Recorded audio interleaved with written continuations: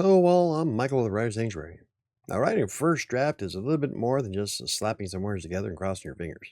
After publishing two books and writing four, there's quite a few things that I learned along the way when I'm putting together that first draft.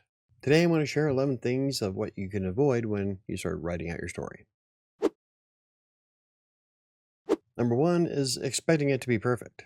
Now, no one writes a perfect first draft. You will undoubtedly make changes of varying degrees depending on what you're writing.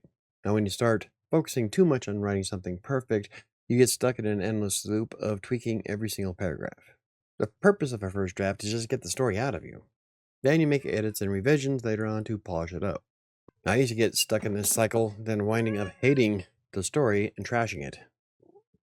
Nowadays, I focus purely on getting the story out and then making adjustments as necessary. The second thing to avoid when writing your first draft is trying to cram too much into a single volume. Now, when you're writing something like a fantasy, you can be tempted to provide all of the backstory for the entire world. But when you add too much detail to explain every single element, it can make for one hell of a boring read, not to mention creating a fair amount of confusion. Now, I don't do this myself, but I know a lot of people who do, and most wind up getting stuck in their own mind without knowing where to go. I personally try to drip information about my world throughout the story where it's relevant. Now, the third thing that you should try to avoid, and something that screwed me while I was making Kingmaker, is not using a map.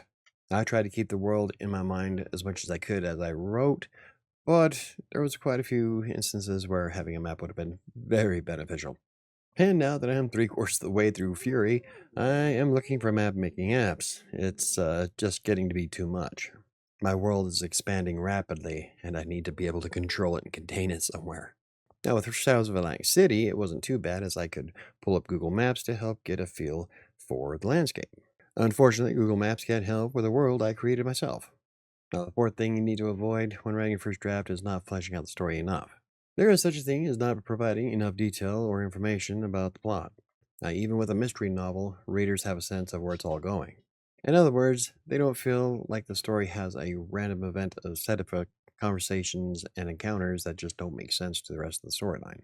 You have a beginning, a middle, and an end, and you need to tie them all together in a way that keeps the reader flipping the pages. Of course, you also don't want to slow the pace too much by offering immense blocks of description. It's all about finding balance. The fifth thing you should avoid when writing your first draft is not fleshing out your characters. I'm somewhat guilty of this, but I've made vast improvements since taking the Reedsy Masterclass.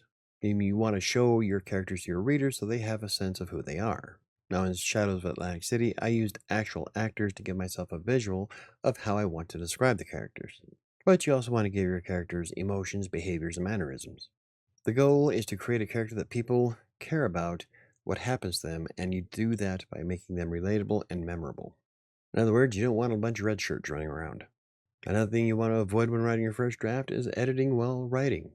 Now, some people are capable of doing this, and I'm not going to fault them for that. However, I found that going back to fixing stuff in the story is a complete waste of time. Mostly because I changed so much of the story during edits that the stuff I could be fixing may not even exist. Not to mention that it's easy to get caught in the endless loop of trying to fix everything. The next thing you know, you've been working on a book for 10 years, and personally, I have too many stories to tell to work on a book for the next decade. The seventh thing you should avoid when writing your first draft is having plots and subplots that go nowhere. Make sure you're keeping track of your plots and subplots. It can be easy to forget about a few key things, especially if they are part of a series. Now, when I wrote Kingmaker, I added a scene in the book that I forgot all about and never went back to it. Now, during the edits, I expanded on the scene and introduced something, but I can't believe that I forgot to edit in the first place. You also don't want those stories so full of branching subplots that it creates a confusing read. That's perhaps one of my biggest fears I have about writing Fury right now, as there is simply so much going on in that particular book. I might have to wind up breaking it up into parts. Another thing you want to avoid when writing your first draft is not taking notes. Never underestimate the value of note taking while you're writing. I use the comment tool of Reedsy to highlight my notes of specific details, but you can easily use a notebook and a pen. Now, these notes can include everything from adding more detail to a character's outfit to changing the inflections of a conversation. Now, the reason why I take notes. Now, the reason I take notes. The reason I take notes is because I don't want to edit while writing the first draft, as I mentioned earlier. Instead, I make notes that bring my attention to specifics while I edit. Something else you should avoid when writing your first draft is being afraid of readers. You'll never please 100% of the people 100% of the time. People are going to hate for the sake of hating. Don't be afraid that you'll offend someone, because you will offend someone. Being afraid of what readers will think guts the story. If written well enough, even the most controversial topics can seem less so. I mean, you want to write for a specific audience type, but don't censor yourself or your characters because you think someone might try to cancel you on Twitter. Write the story you want to tell. Another thing you want to avoid when writing your first draft is not giving yourself enough time to write it. Now, one of the hardest things for any author is finding the time to write the story. This is especially true for new authors who also care for family, hold down full-time jobs, and have an active social life. Make sure you're scheduling adequate time to work on your novel. They say time is the fire in which we burn. Now, personally, I schedule 2-hour blocks of time Monday through Friday, mostly to remind myself that I want to work on the book. I have a lot on my plate, and I want to make sure that I get enough time in it. But the best time for you is whenever's available. And lastly, when you're writing your first draft, not taking enough breaks to recharge can be a hindrance. Breaks are vital even to the most ardent of artists. If you don't find adequate time to breathe, you can burn out. Then you're no good to anyone, especially your audience. Now, I'm sure that some experts and algorithms push you to constantly create something, but when you're constantly dialed to 11, it will impact your mental state. This can influence everything from plot development to word choices. Well, there you have it. Those are 11 things I've learned while writing 4 books and publishing 2.